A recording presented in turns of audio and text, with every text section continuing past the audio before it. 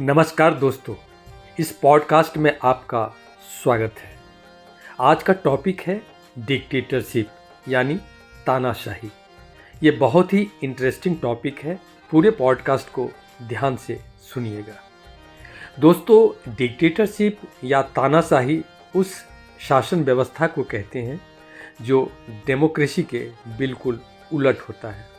इस तरह के शासन में जनादेश, जनभावना और जनाधिकार का कोई महत्व नहीं होता है। इसमें स्टेट के सारे पावर्स और अधिकार एक ही व्यक्ति के हाथ में केंद्रित होते हैं, जिसको डिक्टेटर कहते हैं। पावर सेंटर में रहकर वही डिक्टेटर कुछ सेलेक्टेड लॉयल सलाहकारों के सहयोग से सारे पावर को एक्सरसाइज करता है। वह लेजिस्लेटिव, एक्सिक्यूटिव और जुडिशरी शक्तियों को अपने हाथ में ले लेता है। अपने अकॉर्डिंग बनाए गए कानून को स्वेच्छाचारी तरीके से एक्सिक्यूट करता है, न्याय व्यवस्था को अपने पक्ष में संचालित करता है। इस तरह की शासन प्रणाली में रूल ऑफ लॉ नाम की कोई चीज़ नहीं होती है।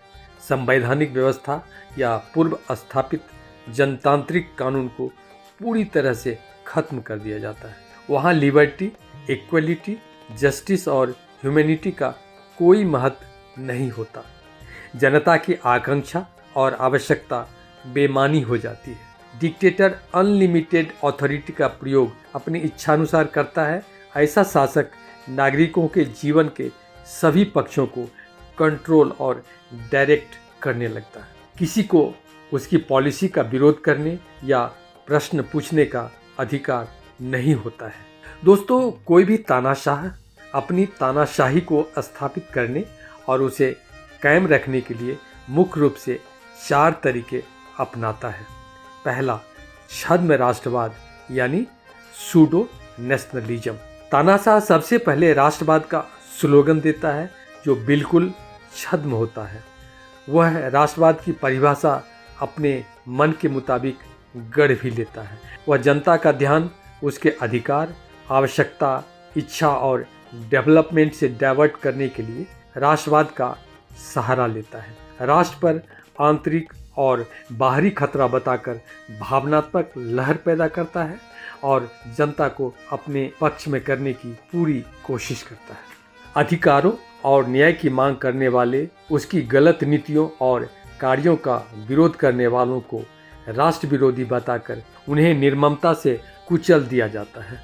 दूसरा तरीका, सैन्य शक्ति और पुलिस बल का प्रयोग। तानाशाह नागरिकों को डर के साए में रखता है ताकि कोई भी उसके विरोध में आवाज़ उठाने की हिम्मत न कर सके। इसके लिए वह ड्रैकोनियन कानून बनाता है।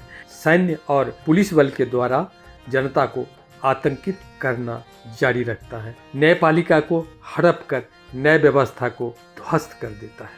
तीसरा तरीका, ब्रेन वॉश। कोई भी तानाशाह डेमोक्रेटिक, प्रोग्रेसिव और ह्यूमनिस्टिक आइडियाज़ को पसंद नहीं करता है।